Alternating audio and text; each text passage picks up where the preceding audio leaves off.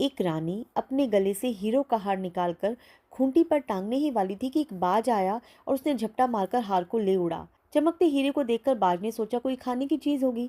वो नाले के किनारे एक पेड़ पर जा बैठा और खाने की कोशिश करने लगा, पर कठोर होने की वजह से उससे खाया न गया और उसने उस हार को वहीं छोड़ दिया और वो उड़ गया।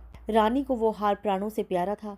उसने राजा से कह दिया कि हार का तुरंत पता लगवाइए, वरना वो खाना पीना छोड़ देगी। राजा ने कहा दूसरा हार बनवा देंगे, लेकिन उसने तो जिद पकड़ ली। उसने कहा मुझे तो वही हार चाहिए। सब लोग उस हार को ढूंढने निकल पड़े। रानी तो कोप भवन में चली गई। हार कर राजा ने यहाँ तक कह दिया कि जो भी वो हार खोज के निकालेगा आधे राज्य का अधिकारी उसको बना देंगे। अब तो होड़ लग गई। राजा के अधिकारी प्रजा आधे राज्य के लालच में हार ढूंढने निकल पड़े।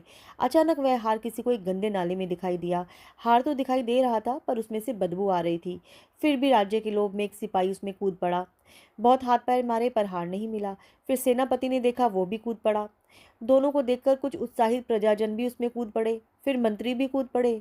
इस तरह जितने नाले से बाहर थे उससे ज्यादा तो नाले के भीतर खड़े थे और उस हार का मंथन कर रहे थे। लोग आते जाते रहे, कूदते रहे, परंतु हार किसी को न मिला। आधे राज्य के लालच में बड़े बड़े ज्ञानी, राजा के प्रधानमंत्री सब कूदने को तैयार बैठे थे। सब लड़ रहे थे कि पहले मैं नाले में कूदूंगा, पहले मैं कूदूंगा। अजीब सी होड़ थी। इतने में राजा को खबर लगी। राजा को भय हुआ, अब आधा राज्य हाथ से न निकल जाए, क्यों ना मैं ही कूद जाऊं उसमें। तो राजा भी कूद गया। एक संत वहां से गुजरे। उन्होंने राजा, प्रजा, मंत्री, सिपाही सबको कीचड़ में सना देखा और बोले, क्या इस राज्य में नाले में कूदने की कोई परंपरा है? लोगों ने सारी कहानी सुनाई और संत हंसने लगे।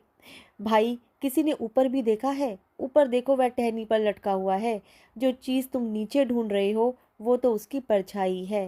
राजा सहित सभी लोग बहुत शर्मिंदा हुए।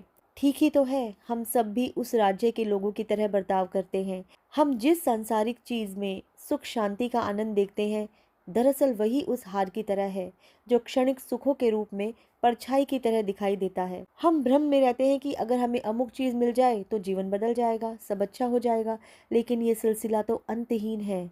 सांसारिक चीजें संपूर्ण सुख नहीं दे सकती। सुख शांति हीरो का हार तो है, लेकिन वह परमात्मा में लीन होने से मिलेगा। बाकी सब तो उसकी परछाई है।